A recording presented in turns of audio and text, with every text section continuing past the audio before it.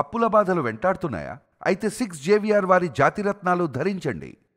Welcome back to మనం TV. నేను మీ పవన్ బెస్వాడ. ఈ ఘోర విమాన ప్రమాదంలో దాదాపుగా 265 మంది మృతి చెందినట్లు ఇప్పటికీ అధికారిక లెక్కలైతే వెల్లడిస్తున్నారు. దాంట్లో 81 మృతదేహాల్ని వెలికి తీసినట్టు తెలుస్తుంది. ఇంతమందిలో 242 మంది విమాన ప్రయాణికుల్లో ఒకే ఒక ప్రయాణికుడు బతికి బయటపడ్డాడు. విశ్వాస్ రమేష్ అనే వ్యక్తి అతను బయటపడి ఇప్పుడు ఆసుపత్రిలో చికిత్స తీసుకున్నాడు.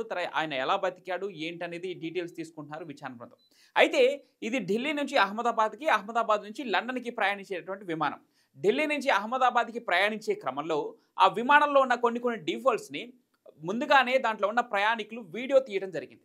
ఒక ప్రయాణికుడు చేసినటువంటి ఒక ట్వీట్ ఇప్పుడు వైరల్గా మారుతుంది. విమానంలో ఏసీ పనిచేయట్లేదు, విమానంలో ఉన్నటువంటి కొన్ని బటన్స్ పనిచేయట్లేదు, ఎదురుగా ఉన్న ఎల్ఈడి స్క్రీన్ పనిచేయట్లేదు అంటూ ఆకాష్ వత్స అనేటువంటి ఒక వ్యక్తి, ఆ ప్రయాణికుడు ఢిల్లీ నుంచి అహ్మదాబాద్కు రావడం జరిగింది. సేమ్ ఫ్లైట్లో అహ్మదాబాద్లో దిగిపోయిన తర్వాత అహ్మదాబాద్లో మిగతా ప్రయాణికులు దీంట్లో చెక్ ఇన్ అయిన తర్వాత ఎగిరినటువంటి కొన్ని 5 నిమిషాల లోపలనే ఈ విమానం కుప్పకూలిపోవడం జరిగింది. ఇంతమంది దుర్మరణానికి కారణమైంది. అయితే ముందుగానే దీంట్లో ఉన్నటువంటి లోటుపాట్లను గమనించాడు ఆ ప్రయాణికుడు.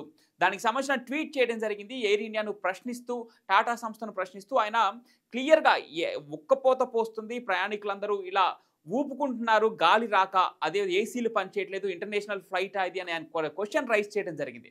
అయితే ఈ ఫ్లైట్ కుప్పకూలిన తర్వాత మాత్రమే ఆ ట్వీట్ వైరల్ అవ్వడం జరిగింది. దానికి సంబంధించినటువంటి వీడియోస్ కూడా ఇప్పుడు సోషల్ మీడియాలో విపరీతంగా వైరల్ అవుతున్నాయి. ఒకసారి ఆ వీడియో కూడా మనం చూద్దాం. అతను ఏం చెప్పాడో కూడా మనం ఒకసారి విందాం.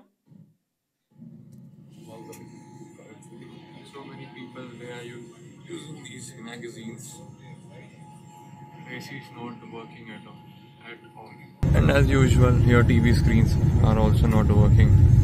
Neither this button for calling the cabin crew. Nothing is working. Nothing. Not even the light is working. See,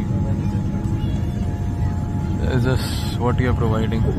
And as usual, that is why Air India is considered as one of the worst airlines in the world. And as usual, the in-flight entertainment is not working. Leave in-flight entertainment. Calicut to landing stations. If I talk about this light, it is also not working.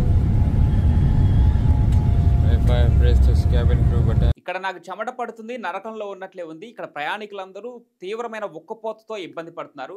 ఇది 787 Boeing liner అని చెప్పేసి ఆయన చెప్పడం జరిగింది. అయితే దీంట్లో ఇంజన్లో defaults ఉన్నాయి, లేదంటే ఇంజన్లో ప్రాబ్లం ఉంది, లేదా వేరే టెక్నికల్ ఇష్యూ ఉందని చెప్పేసి అయితే ఆయన చెప్పలేదు.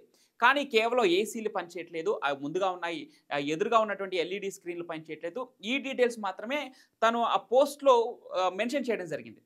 చాలామంది ప్రయాణికులు ఇప్పటికే దగ్గర 36 నిమిషాల నుంచి ఇక్కడ వెయిట్ చేస్తున్నాం, కానీ ఏమీ జరగట్లేదు, ఎవరు దీనిపైన రెస్పాన్సిబిలిటీ తీసుకోవట్లేదని చెప్పి కూడా ఆయన ఎయిర్ ఇండియాని క్వశ్చన్ చేస్తూ, దాన్ని ట్యాగ్ చేస్తూ దీన్ని ఎక్స్లో పోస్ట్ చేయడం జరిగింది. ఈ విమాన ప్రమాదం జరిగిన తర్వాత ఈ పోస్ట్ కాస్త వైరల్ అవ్వడం జరిగింది. ఈయన లక్కీయెస్ట్ పర్సన్ అని చెప్పవచ్చు. దాంట్లో ఉన్నటువంటి ఎవరైతే ఢిల్లీ నుంచి అహ్మదాబాద్లో దిగిపోయారో వాళ్ళందరూ లక్కీ అని చెప్పవచ్చు. ఎందుకంటే అహ్మదాబాద్లో చెక్ ఇన్ అయిపోయి టేక్ ఆఫ్ అయిన కొద్ది నిమిషాల్లోనే విపరీతమైన బ్లాస్ట్ జరిగి విమాన ప్రమాదంలో దాదాపుగా 265 మంది చనిపోయారనే ఒక వార్త భారతదేశాన్ని కుదేలు చేసింది.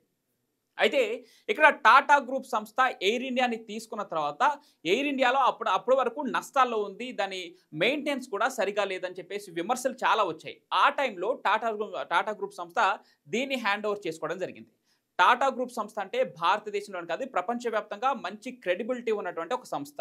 ఈ సంస్థ తీసుకుంది అంటే ఇంకా ఎయిర్ ఇండియాకి తిరగలేదు. ఇక నుంచి దీని మెయింటెనెన్స్ కావచ్చు, లేదంటే ప్రయాణికులకు అందించే సౌకర్యాలు కావచ్చు, ఇలాంటివన్నీ మెరుగవుతాయి. Air India one of the best ఏవియేషన్గా మారబోతుంది అనే చాలామంది ఊహించారు. అయితే గతంలో కూడా ఈ ఎయిర్ ఇండియా విమానాలకు సంబంధించి చాలా ప్రమాదాలు జరిగినట్టు, కాకపోతే అవి చిన్నవి కాబట్టి పెద్దగా ఇట్లా హైప్ రాలేదు వాటికి.